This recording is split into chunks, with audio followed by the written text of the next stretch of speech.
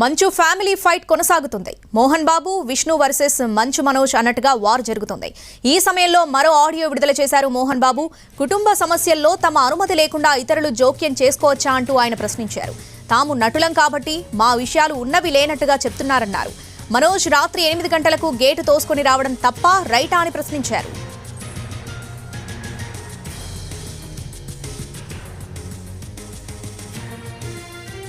గత 4 రోజులుగా ఏమేమి జరుగుతున్నదని అందరికీ తెలుసు. ముఖ్యమంత్రులు కూడా తెలుసుంటుంది. ఎందుకంటే వాళ్ళు ఎన్నో సమస్యలతో తలమునకలై ఉంటారు. కానీ ఎవరో ఆయన పర్సనల్ సెక్రటరీస్ చెప్పుండొచ్చు. నా హృదయంలో ఉండే ఆవేదన ఏమిటంటే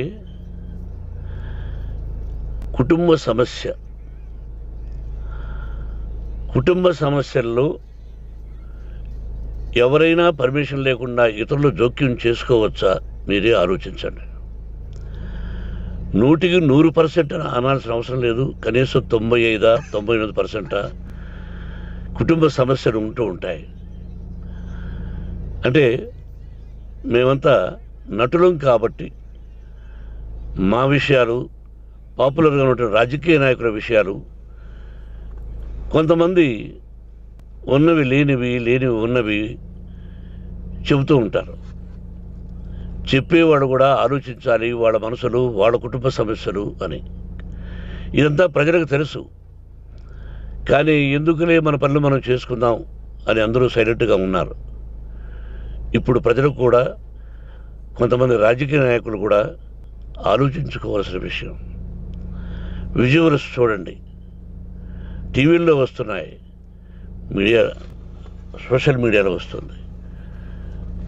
రాత్రి 8 గంటలకు గేటు తోసుకుని నా బిడ్డ మనోజ్ కుమార్ వచ్చాడు. అది రైటా రాంగా పర్సనల్ విషయం, తర్వాత మాడుకోవచ్చు. పత్రికాధిపతులు, అది పత్రికా సోదరులు 4 రోజుల నుంచి నా ఇంటి ముందు మనుషులను పెట్టుకుని, వ్యాన్లు పెట్టుకుని అలా ఉండడం ఎంతవరకు న్యాయం? నేను అప్పటికీ బయట పోతున్నప్పుడు చెప్పాను, అందరికీ నమస్కారం అయ్యా, మీకు కుటుంబ సభ్యులు ఉన్నారు, దయచేసి నా సమస్యను నేనే పరిష్కరించుకుంటాను నా బిడ్డలతో, దీన్ని చిలవలు పరవలు చేయొద్దండి, దయచేసి నన్ను గౌరవించండి, నేను ప్రజలకు ఏం చేస్తున్నాను ఒక విద్య ద్వారా అనేది మీకు తెలుసు, నటుడిగా మీ అందరికీ తెలుసు, ఒక రాజ్యసభ సభ్యుడిగా మీకు తెలుసు, ఎంత క్లీన్ చిట్టుతో వచ్చానో రాజ్యసభ సభ్యుడిగా. నా హృదయంలో ఉండే ఆవేదన చెప్పనలవే కాదు, మీకే చెప్పాలి.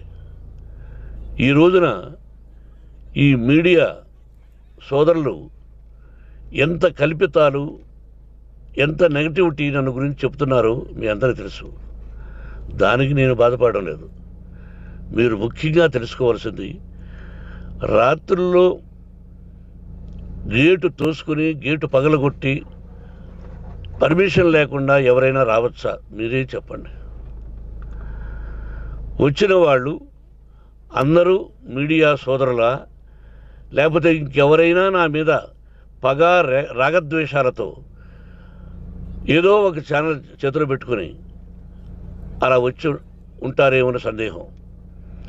కానీ వాళ్లను కొట్టాలని, తిట్టాలని మనసా వాచ దైవసాక్షిగా నేను అలా ఆలోచించేవాడిని కాదు.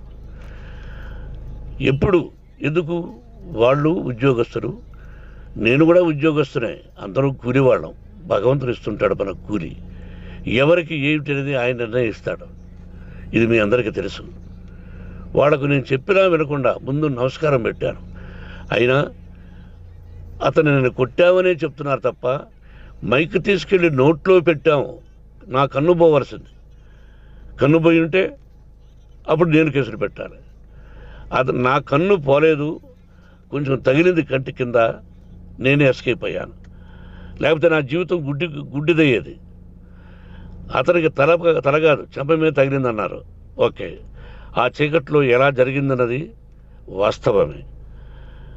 మైకు లాక్కోవడం, వాడు నన్ను కేకలేయడం, ఆ దీనిలో ఘర్షణ జరిగింది.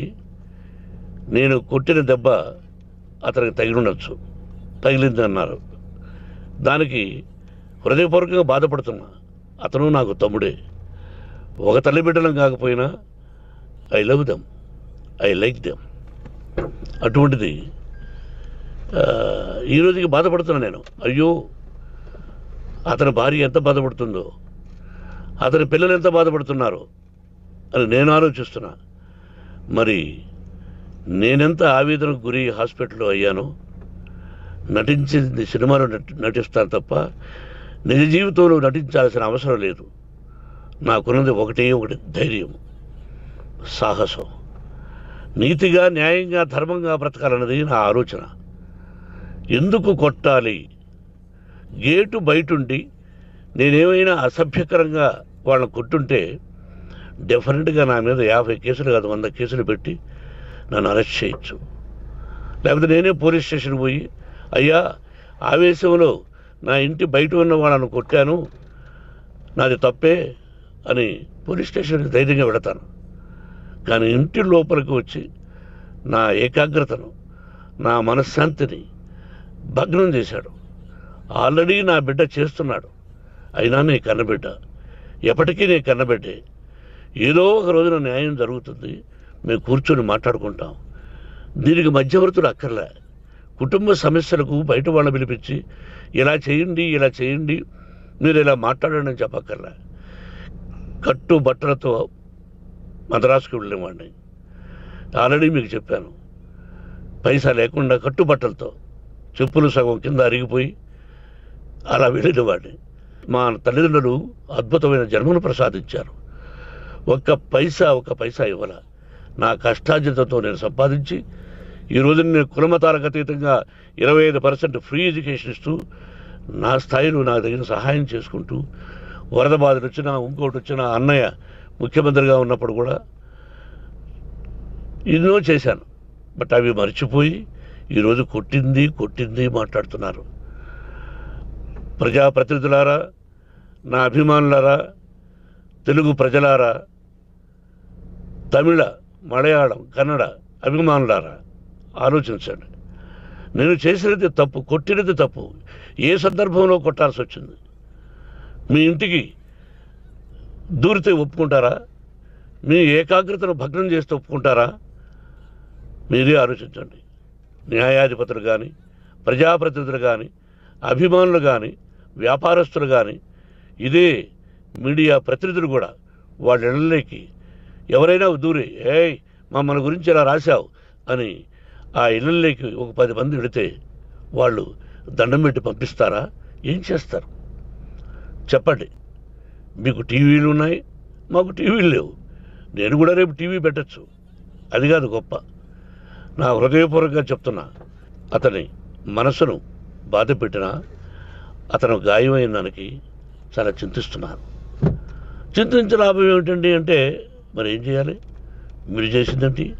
మళ్ళీ చెప్తున్నా, అసలు అతను నిజంగా జర్నలిస్టా కాదా అని ఆ చీకట్లో నాకు ఎలా తెలుస్తుంది? టీవీ 9 అని నాకు ఎలా తెలుస్తుంది? ఏదో ఒక కంటి మీదకి ఒక మైక్ వచ్చింది, దానికి అబక్కం లాక్కున్నాను. ఇది వాస్తవమే, అసత్యం కాదు. అది టీవీ 9, ఆ టీవీ 9 మైక్నే లాక్కోవాలి. అది ఏంటండి? నేనేమన్నా మూర్ఖుడినా? వాళ్ళందరూ నాకు కావలసిన వాళ్ళే. ఈ రోజున ఆ రజనీకాంత్, అతను కూడా ఎన్నో ఫోన్లు నేను చాలా సందర్భాల్లో మాట్లాడున్నాను. ఇట్స్ లైక్ మై సన్నా, లేకపోతే బ్రదరా, అలా ఉంటాం.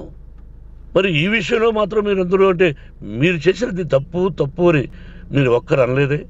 కానీ జర్నలిస్టు సోదరులు, ఒక ఆడపడుచు, దాదాపు ఒక 5-6 మంది ఆడపడుచులు, ఒక 5-6 మంది సోదరులు, వాళ్ళందరూ మాట్లాడారు.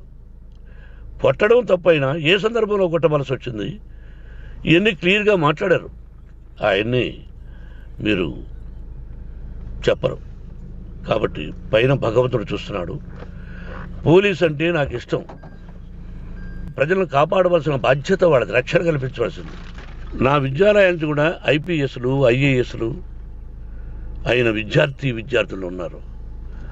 వాళ్ళకు న్యాయం ధర్మం నేర్పించి పంపించాను ఆ ఇన్స్టిట్యూషన్లో. But they are perfect. కొంతమంది ఐపీఎస్లు, ఐఏఎస్లు, డీసీపీలు ఇలా చాలామంది ఉన్నారు. బట్ ఎక్కడెక్కడో పనిచేస్తున్నారు. వాడు నా బిడ్డలు, మరి వాళ్ళు కూడా పోలీసు ఉద్యోగస్తులే కదా, న్యాయంగా ఉన్నారు కదా. కానీ ఇక్కడ మాత్రం ఏకపక్ష నిర్ణయం. ఏమి చేస్తున్నారో మీరే ప్రజలారా చూడండి, ఆలోచించండి. నేను న్యాయమా అన్యాయమా, నేను చేసింది న్యాయమా అన్యాయమా, మీరే ఆలోచించండి. నా ఇంటికి తలుపులు బద్దలు కొట్టి రావడం న్యాయమా, మీరే చెప్పండి. ఎల్లప్పుడూ మీ ఆశీస్సులు కోరుకునే మీ మోహన్ బాబు. నమస్కారం. షార్ట్ బ్రేక్ తీసుకుందాం. Stay with us.